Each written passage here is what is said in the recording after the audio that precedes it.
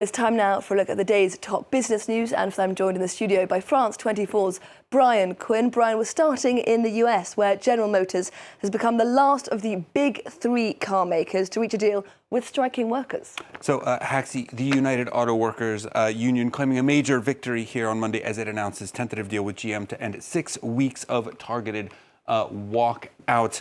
The terms of the GM agreement are similar to earlier deals with Ford and Stellantis, with a new 4-year contract including 25% hourly raises along with cost of living adjustments.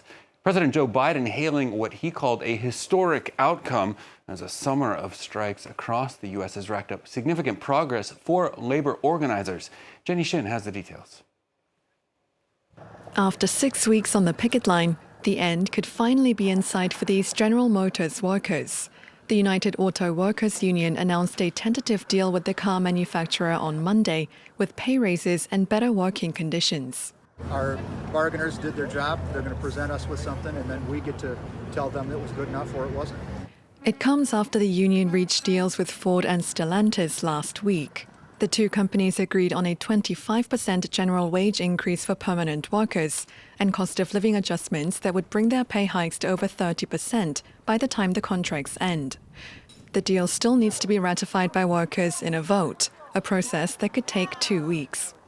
For far too long, we were being left behind by an economy that only works for the billionaire class.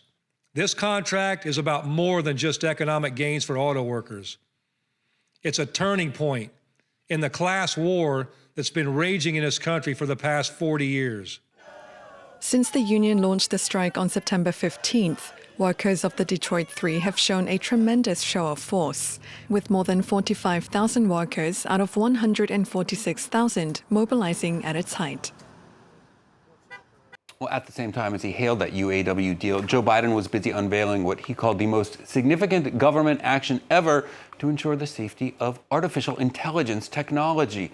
On Monday, Biden signed an executive order based on the U.S.'s Defense Production Act that requires AI developers to share the results of safety tests with the government. It also provides guidelines for government agencies to judge how AI is affecting consumer privacy, along with measures for countering discrimination in healthcare and education and working with international partners on global regulation.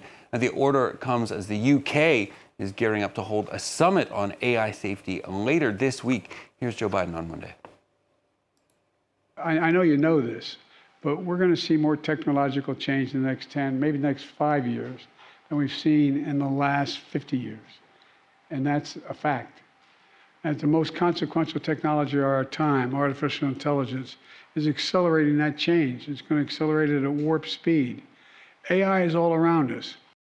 Let's get a check-in now on the day's trading action. Asian indexes mixed on Tuesday as investors keep an eye on weakening manufacturing data out of China. The Nikkei in Tokyo notching some modest gains as the Bank of Japan holds interest rates steady and loosens its policy on capping government bond yields. The Kospi in Seoul, though, down 1.5%. Samsung shares there are off by 0.5% as the company says it's gearing up for a rebound in its semiconductor business after losses in 2023. Chinese indexes in the red, at least in Hong Kong, as well as real estate developer Evergrande continues to sink nearer to zero as it faces liquidation over unpaid debts. And finally, for business, the company formerly known as Twitter has managed to X off more than half of its market value in just a year. Stock grants to employees handed out this week show that the social network is worth roughly $19 billion. That's 55% less than what Tesla founder Elon Musk paid for it when he took the company private last October. Under Musk's leadership, more than 80% of the company's employees have either been laid off or quit, including many among its content moderation teams. The resulting tide of hate speech and disinformation has sent advertisers rushing for the exits, with ad revenues down by 60% this summer. Now, Musk has said he wants to turn X into a one-stop mega app along the lines of China's WeChat by adding shopping, payment, job recruitment, and even dating services. Now, Haxi, buying high, selling low sounds like my investment strategy, as a matter of fact. Brian Quinn with a look through the day's business news. Thank you very much. Sure.